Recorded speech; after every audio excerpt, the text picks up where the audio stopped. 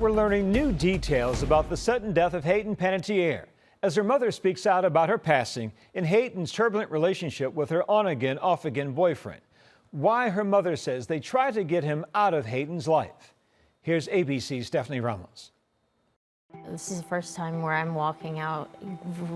It's my very raw self. Yeah. I'm not promoting a project or a character that I played. This is the raw version of me. What happened to Hayden Panettiere?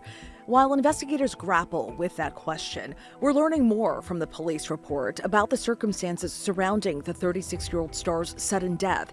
According to investigators, Panettiere's on and off again boyfriend, Brian Hickerson, and his brother Zach were also at this South Carolina apartment complex when Panettiere suffered cardiac arrest.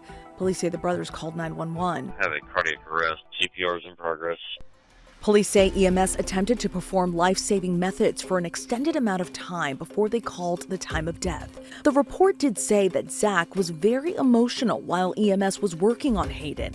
Brian did not become emotional until EMS declared her officially deceased. Afterward, investigators say Brian showed officers the bag of medication Hayden is currently on. Panettiere and Hickerson's relationship was often tumultuous and many times violent, especially as it impacted her addiction issues with alcohol, something she talked about on the Tamron Hall show while out promoting her memoir earlier this year. This was during the peak of abuse, and that's how I was processing it and handling the anxiety. And addicts want a quick fix. You were in a relationship.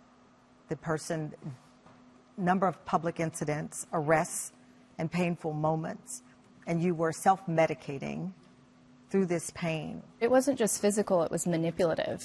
The psychological abuse that she was enduring. And he seemed very charming at first, which was very, it made it very easy to pull the wool over someone's eyes. Panettiere's memoir, This Is Me, A Reckoning, chronicled the alleged abuse in her relationship with Hickerson, including the time when Hickerson was charged with multiple counts of felony abuse. Brian pleaded no contest, but I knew that with what I was telling the police, he was sure to be found guilty. It ate at me, but I had to do what was right in the eyes of the law. Tell that to my heart, though.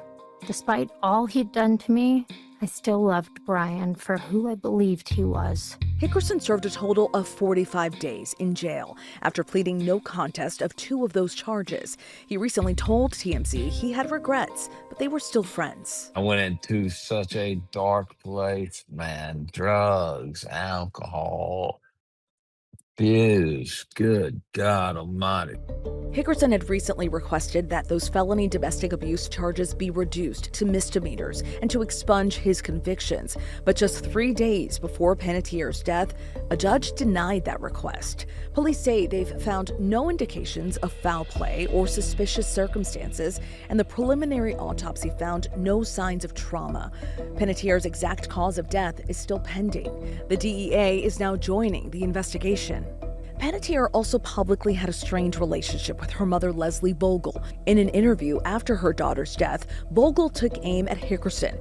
This person in her life that we have been trying to get rid of for quite some time was with her at her death, and that was Brian Hickerson.